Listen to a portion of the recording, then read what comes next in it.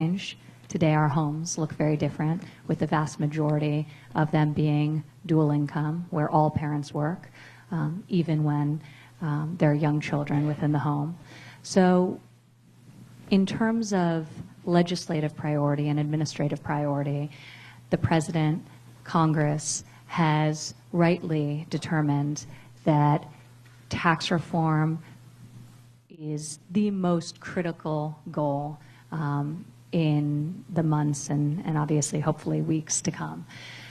The stated goal is twofold: enable our businesses to be competitive and thrive, and to provide meaningful tax relief to middle-income families. And we firmly believe that the proposed tax plans will accomplish those dual goals. The details are being worked out between the House and the Senate, but the framework is incredibly positive and will have tremendous impact on achieving those goals of enabling our businesses to thrive and enabling our families to thrive. So we'll get into a discussion of some of the particular elements of the plan over the course of the next hour with Congresswoman Nan, but we are deeply passionate about tax reform, deeply committed to it, and we believe that this is a great product that is going to have tremendous benefit for all Americans. And I'm grateful to be here as an advocate and a champion for tax reform, in particular how it will enable American families and middle-income families to thrive. So thank you for welcoming me here, and I look forward to a robust discussion. Thank you.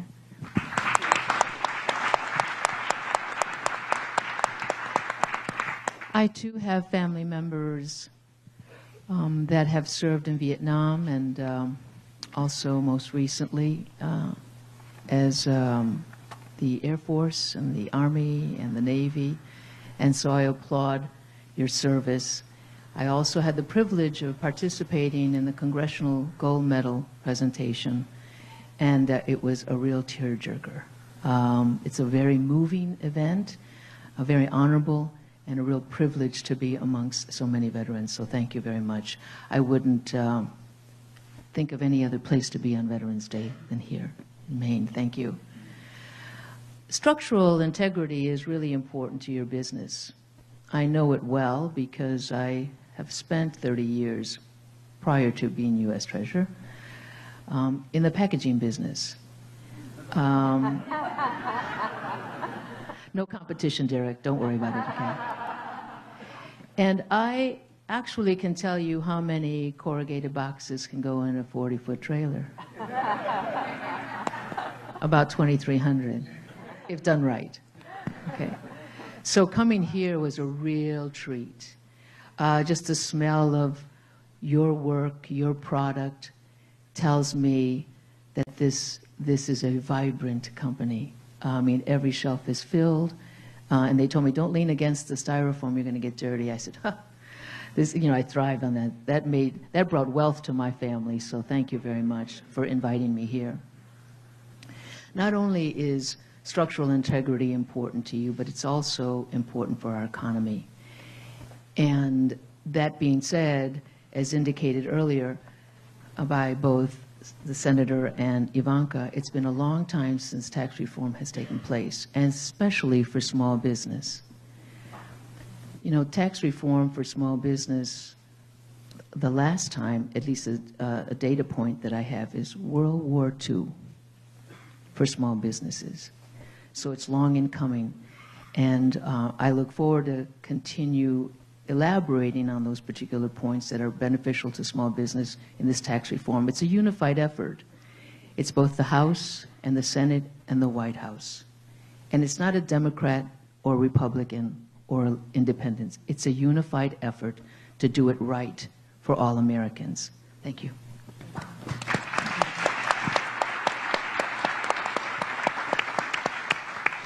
Well, thanks once more to all of the folks here who have joined us today. We're going to share some thoughts, some very important ideas about how we get our economy growing again through tax reform. And Ivanka, I wonder if you could tell us just a bit more about specifically how the administration envisions, how you're fostering economic growth, how tax reform fits into that total picture.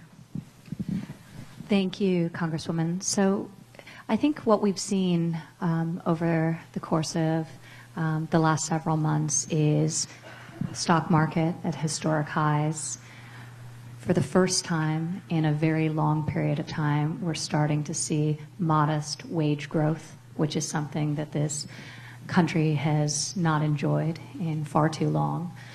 And I think the administration's general stance on pulling back overreaching regulations and pretty aggressive deregulation viewpoint.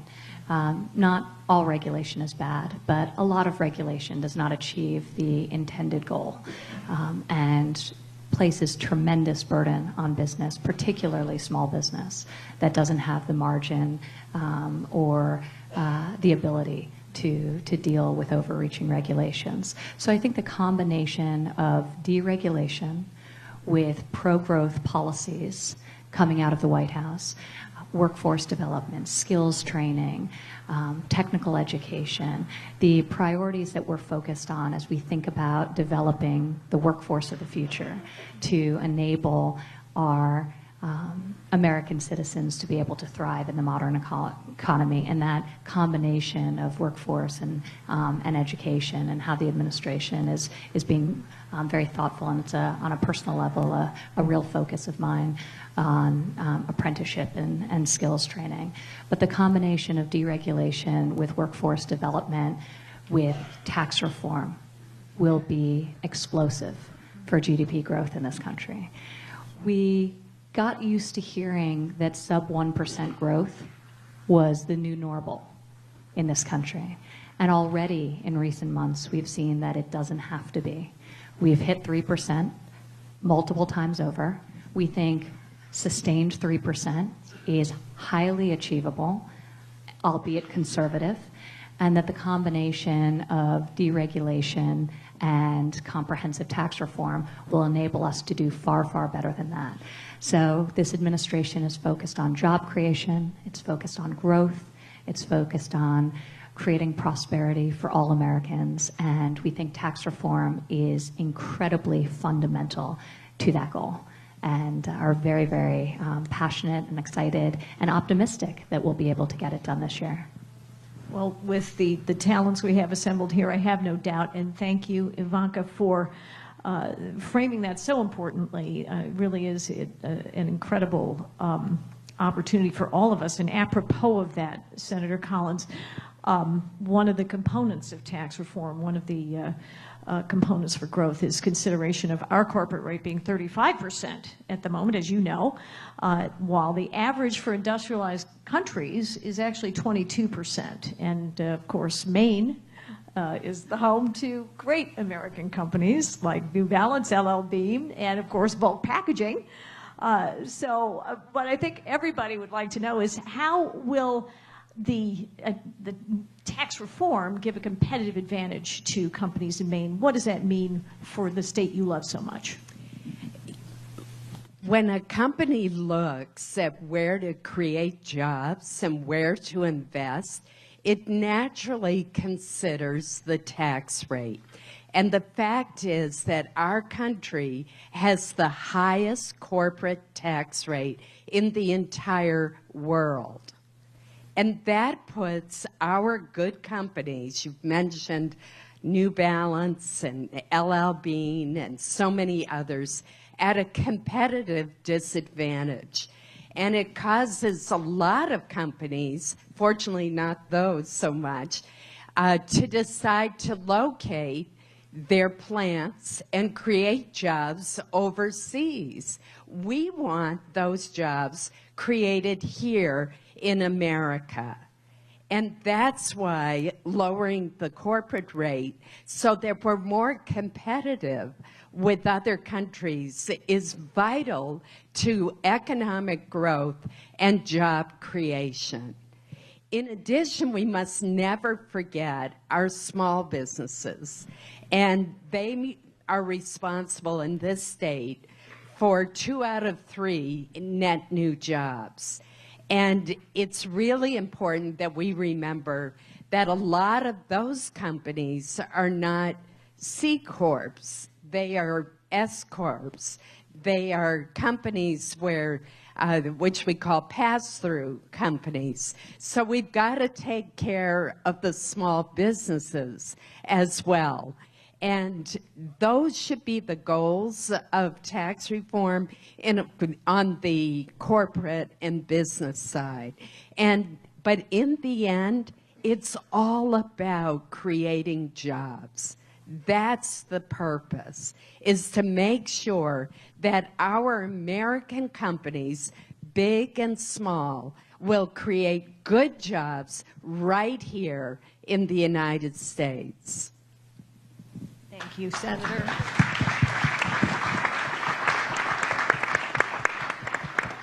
And for all the hardworking folks who are listening to you right now, Jovita, you, of course, have a wonderful American story, and you started in your own small business and, of course, moved to become a very important executive in a very big business in this country, very important one.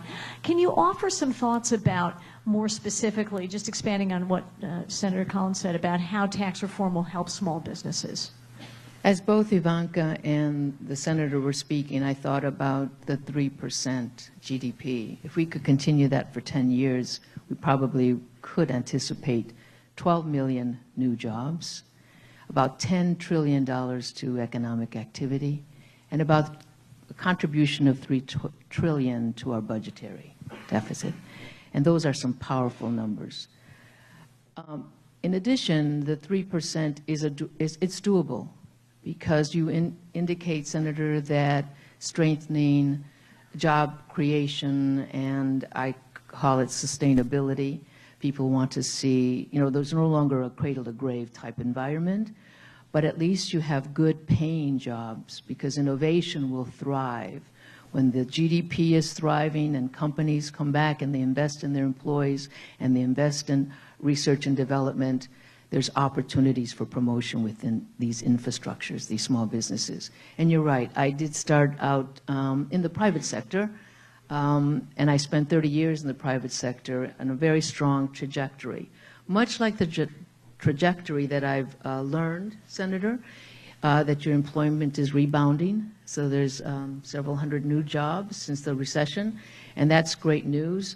The foreclosures in the community are improving, and home sales are improving. Those are variables that are indicators when there's job stability, job creation, and stronger wages. And that's what this tax reform is looking to do. When I said World War II, small business reform, tax reform, if this tax reform plan is accepted, we will see a 20% tax rate for small businesses, which is the lowest they would have realized since World War II. That's a significant impact. Not only is that a strong component of the tax reform, but also the amount of investment that we can continue by capital expenditure. In the next 10 years, 100% deduction could be realized. And that means, when I said job creation, it's because now the small business owner can invest in their infrastructure, can invest in research and development and the education of their employees. Because one of the things that really cuts short immediately when budgets are tight is training. Training and marketing. And marketing is the backbone of projecting your business out. And training means the skill sets of your employees are not static. So those are the real the byproduct of a good economy. Thank you, Jovita. And I think, Senator, if you could expand a bit on that. Thank you, Nan. I also want to point out that the issue is not the quality of the American workforce. We have the best workers in the world. And by the way,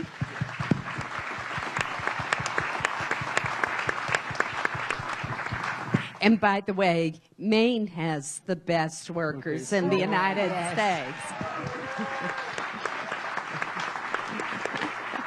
Just want to put that on the record as well. But if a business is faced with a tax code that actually penalizes them for creating jobs in this country, a lot of them are going to choose to go elsewhere. And that's what we need to correct. And that's why tax reform is such an imperative. It really does come down to jobs. Because given a level playing field, our American workers will prevail every time. Thank you, Senator. It's true. And obviously, all of the folks here are hardworking Americans. You have your small businesses, you have your families, many concerns. The value of our dollars and what's in our pocket is going to go up with tax reform. Ivanka, if you could share with us, because you're passionate about it, you are a very successful entrepreneur. You're the mother of 3 wonderful children. You understand the challenges of raising a family within the context of working, being a working mother, and you have that in your heart. Can you talk with all of us about what that means to you and what the child tax credit means to you? Thank you.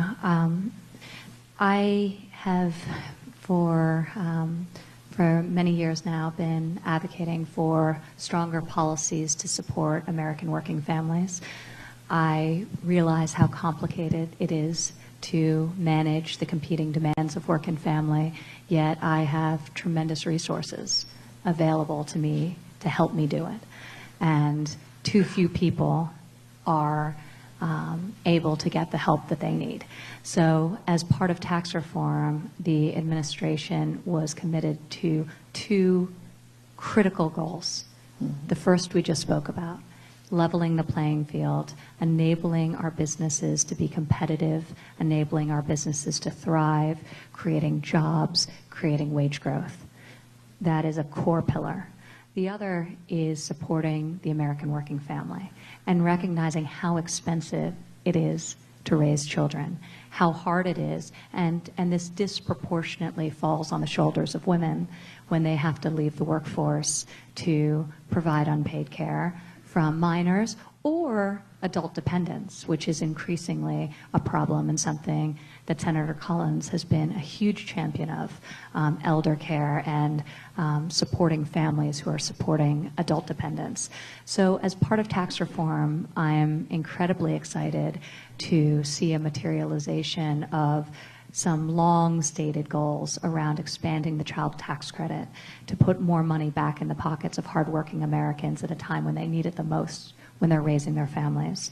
So currently under both the House and the Senate bill, it's dramatically expanded north of today's $1,000 per child. The refundability under the Senate plan, which I am very happy to see, has been increased over the current level of $1,000.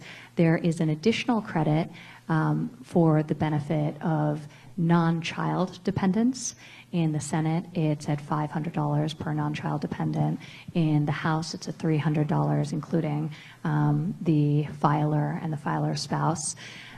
These are really important, good ideas that will ensure that this tax plan provides relief to middle-income American families, and that's what we want to accomplish. One other thing I'll mention, because it's spoken about less, but I think incredibly important, is the number of families that will benefit from this credit are going to be expanded dramatically. So right now, to benefit from the CTC, you as a family need to be making $75,000 or less. So that is being raised both in the House and the Senate to encompass many more families in recognition of the costs of caring for children and providing them with education and the resources that they need to thrive. Also, as part of both the House and the Senate bill, the existing child and dependent care credit is preserved. The adoption credit is preserved. The elder care credit is preserved. So when you think about what's been eliminated, it's the loopholes. the things that the lobbyists have inserted over the years, and you think about the things that have remained, the credits that have remained intact, it's those who have large constituents but no lobbyist group, families, and supporting families. And that's what we want to see in tax reform, not the credits that benefit very specific industries, but the credits that benefit the American people and American families. So I am very excited about where the debate is today. Hopefully the bill only gets enhanced from this point forward, and I think it's very consistent with the president's goal of supporting American working families as they exist in the modern economy.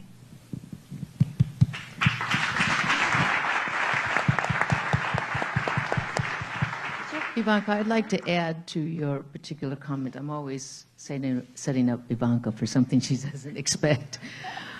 But when you talk about the senior care and also child care, that's really, really important. I also visit a lot of small businesses and town halls, smaller than this group.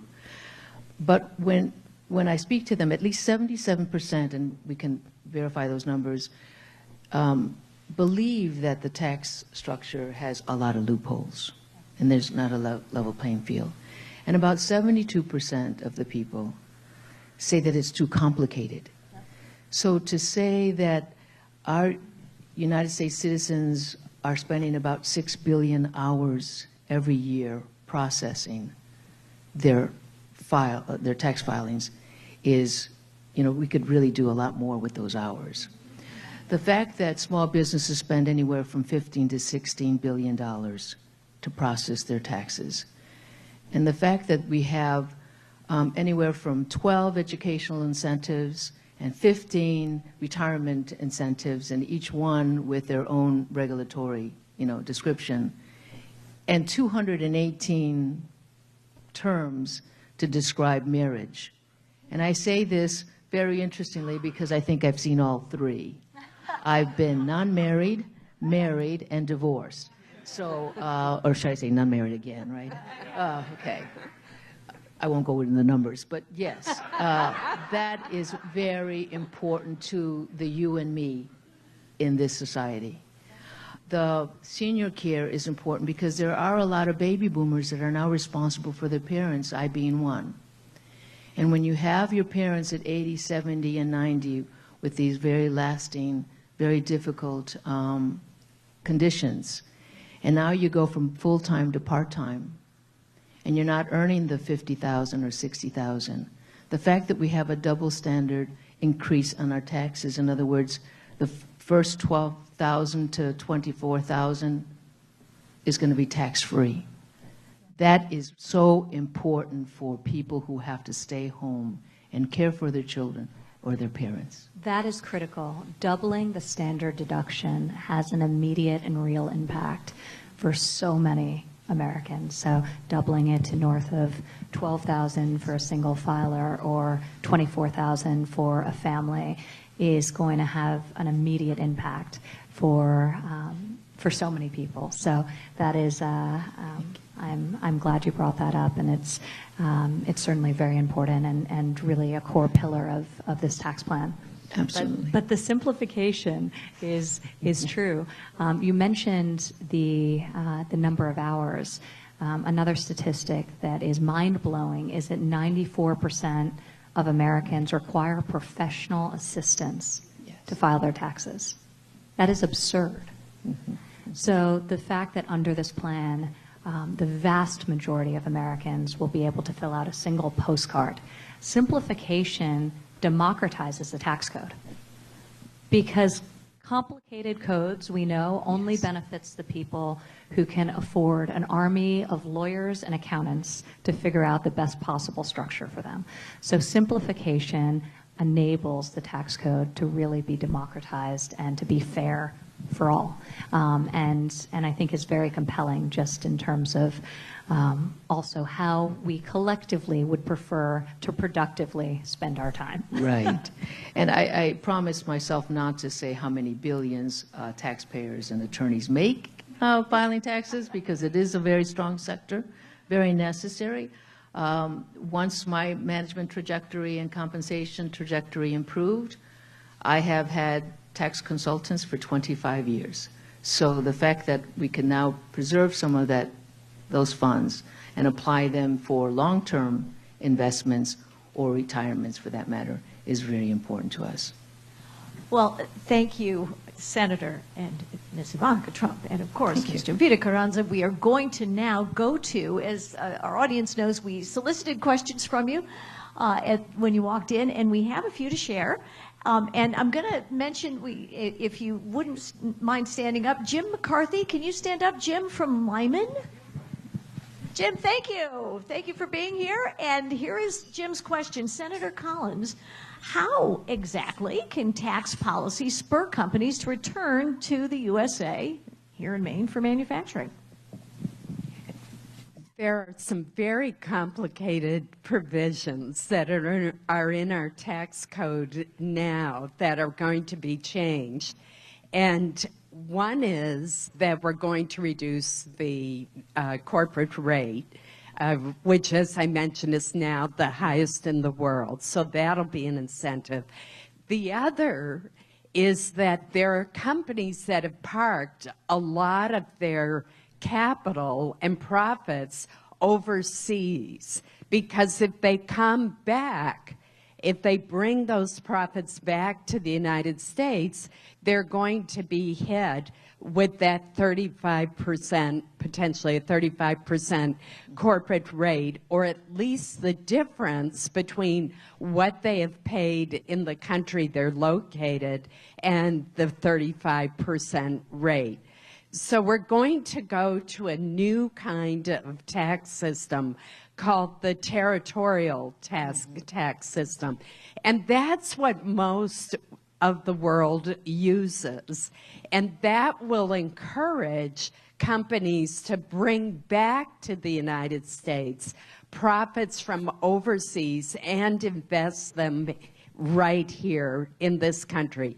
But better yet, it will encourage them to invest in America in the first place rather than investing overseas. But there is literally, and the treasurer or Ivanka may know the exact number, but there's hundreds of billions of dollars. I think it's actually more than trillions. 3.5 trillion. trillion. Okay. Locked up overseas. A lot. That was good unison then. We're going to harmonize. Finishing each other's sentences now. That's Exactly. Locked up overseas that we want to bring back, give a more favorable rate if these corporations are willing to bring that money back to America. But now all the incentives are for them to keep that money locked up overseas. It is fascinating because this is a bipartisan issue. Yes. Even in Washington, D.C. Everyone recognizes the benefit of enabling companies to bring back the money they have parked off our shores and want to facilitate that. But it needed a vehicle to happen. And tax reform is that vehicle.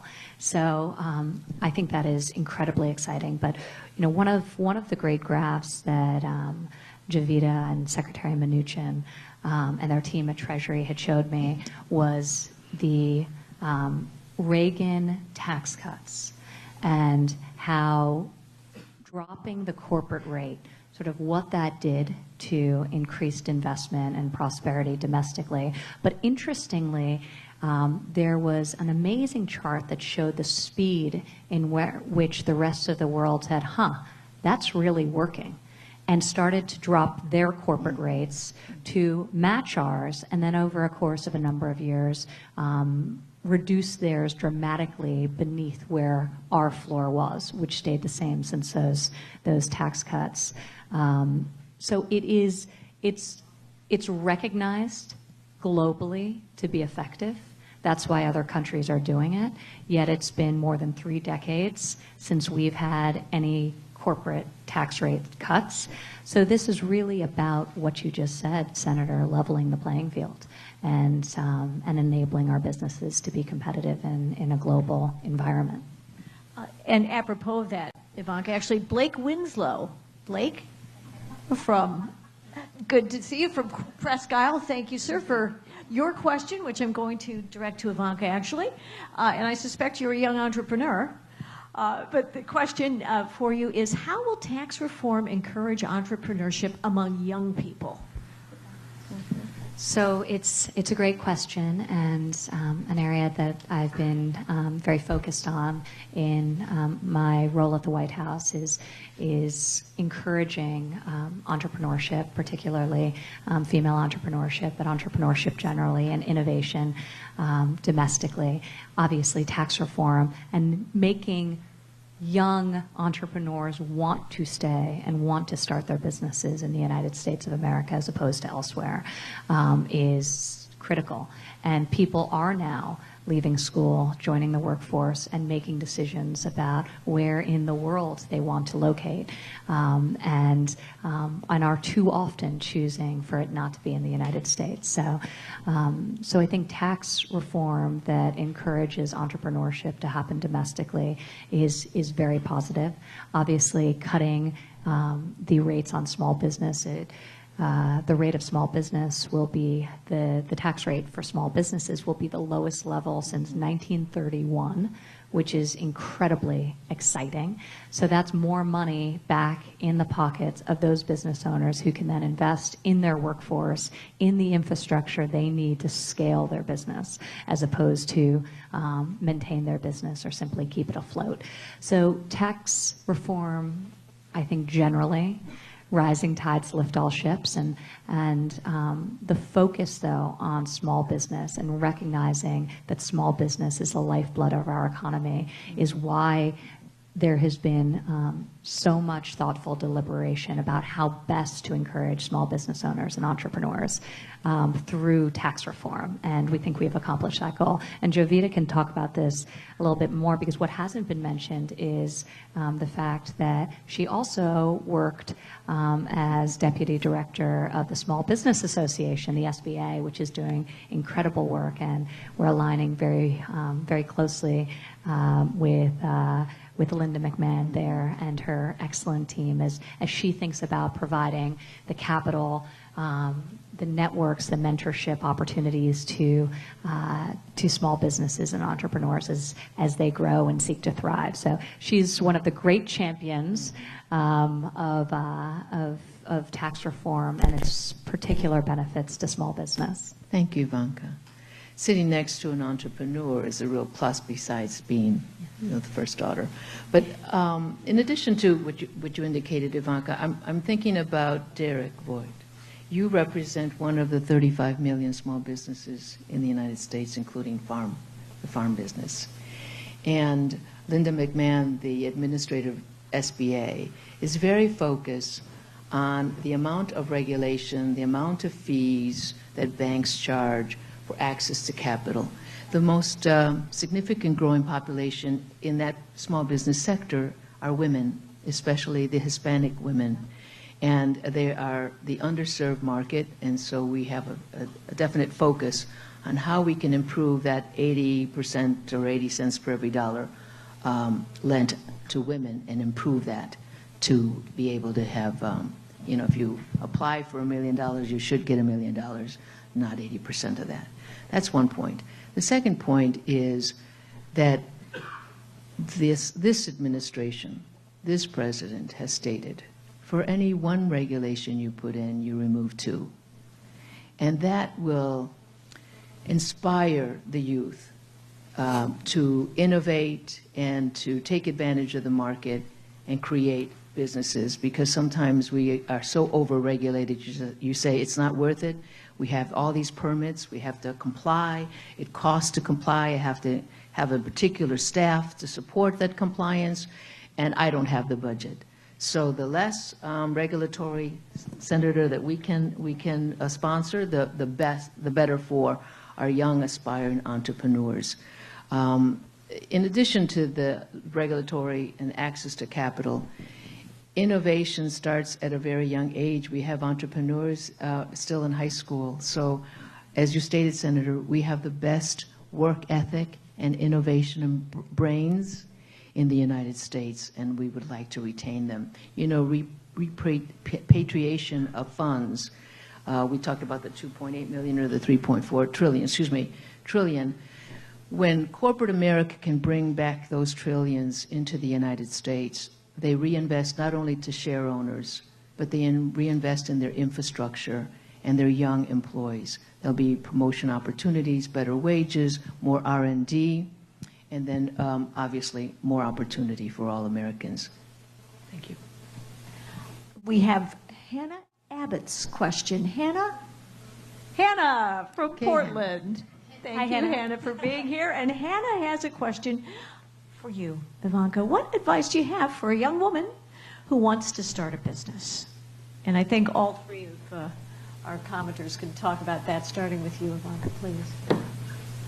I am always in awe of entrepreneurs and small business owners because it's really hard. And we were talking about some of the unique barriers for women entrepreneurs and women in business that are very real and that we're working to deconstruct in terms of relative lack of access to capital, networking opportunities, mentorship opportunities, and so we're very focused on changing that dynamic. But I think as an entrepreneur, I think recognizing the enormous challenge and grit and perseverance that's required to succeed, but also for so many women, they choose to become entrepreneurs out of an inspiration to do it their own way and to leave a corporate, outdated, regimented work environment that doesn't enable them to have the flexibility. And this is men and women alike. We're seeing increasingly that people are inspired to start their own businesses and create their own workforces as opposed to joining workforces that don't allow them to have the balance and flexibility and to prioritize their life goals in the way that they would like. Not that there's any less work. The entrepreneur and the small business owner, you never leave it at the office. You take your work with you. And it's some of the hardest, but oftentimes the most fulfilling work that you can do. So I would say to be able to have the grit and perseverance required to succeed, particularly if that means failing multiple times before ultimately succeeding, you really have to love it. You have to love what you do. You have to love the business you create. We were talking about corrugated boxes a few minutes ago. You have to love boxes, which I think a lot of people in this room do. But it's real if you don't have that deep passion for the business that you're creating, and if you are not wildly optimistic in your viewpoint towards what you can accomplish, you just won't be able to achieve your goals. So find what it is that you love doing, and hopefully we'll create the environment from a regulatory perspective, from a licensure perspective, and from a tax perspective that will enable you to achieve your dreams and accomplish your goals. Thank you, Ivanka. Senator Collins is a great leader in the Senate of women and a mentor of women. Well, it's hard to top that advice.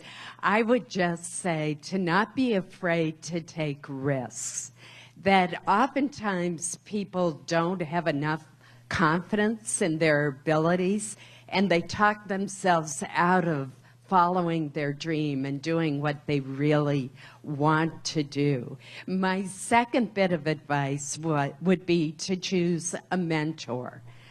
To look for role models and people who can help guide you on your way. I know that when I worked for SBA as a regional administrator, that we had a wonderful program called SCORE, I think it still exists, that matched up experienced business people with entrepreneurs who are just starting out. And I think that kind of mentorship is so important. But Ivanka also said something really important, and that is, it's sort of the old saying of, if at first you don't succeed, try, try, try again, that a lot of entrepreneurs don't succeed at first, but they keep at it. They have the drive to do it. And then they do succeed because they don't give up. Thank you, Senator. And if we can have a word from our U.S. Treasurer, Jovita Carranza. In summary, the SCORE, I served on their board, and they still have about 10,000 volunteers, and I believe you have some here at Maine. You also have CDFI, the Community Development, and they're accessible to you. There's about 9 here in Maine. They're very successful. They've contributed over $900 million since their inception in 1994. So great opportunities, great access. The SCORE, the SBDCs, which are small business development centers, as well as women business centers. You are tax payers, and it's free service, free education, free training, free seminars. So it's accessible over to 70 you. of them across the Yes, country. yes. They're tremendous resources, these entrepreneurship centers. So there's, as they indicated, find a mentor, a coach, and the available resources locally, and never give up.